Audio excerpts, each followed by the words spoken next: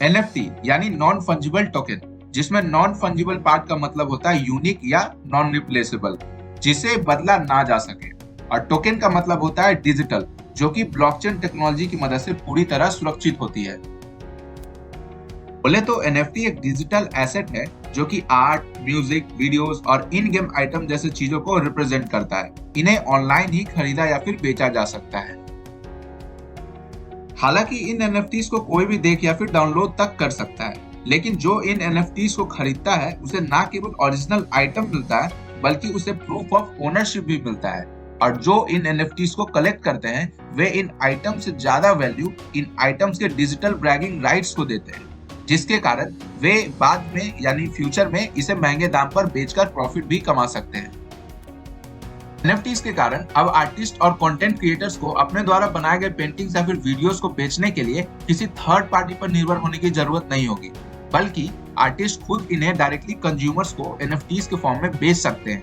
और तो और अगर कंज्यूमर्स इन आइटम्स को दूसरों को बेचते हैं तब भी आर्टिस्ट को कुछ परसेंटेज रॉयल्टीज के फॉर्म में मिलते रहते हैं।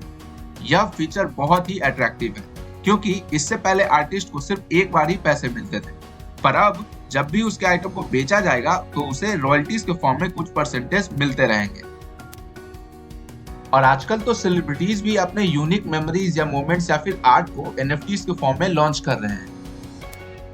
कुछ एक्सपेंसिव एनएफटीज की बात करें तो बीपल्स ह्यूमन वन, जो कि बिका है ऑलमोस्ट $30 मिलियन में। दूसरा every days the first 5000 days, जो कि बिका है ऑलमोस्ट $70 मिलियन में। और सबसे महंगा पार्क्स द मर्ज, जो कि बिका है ऑलमोस्ट $100 मिलियन में। अब बात करते हैं कि आप अपना खुद का एनएफटी कैसे बना सकते हैं। तो सबसे पहले तो आपके पास एक डिजिटल वॉलेट होना चाहिए जहां पर आप अपने एनएफटीज और क्रिप्टो करेंसीज को स्टोर कर सकें।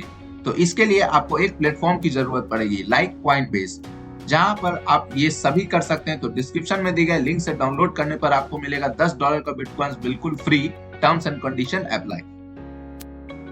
अब जब आप अपना वॉलेट सेटअप कर लेंगे उसके बाद आप मार्केट प्लेसेस से इन एनएफटीज को खरीद या बेच सकते हैं।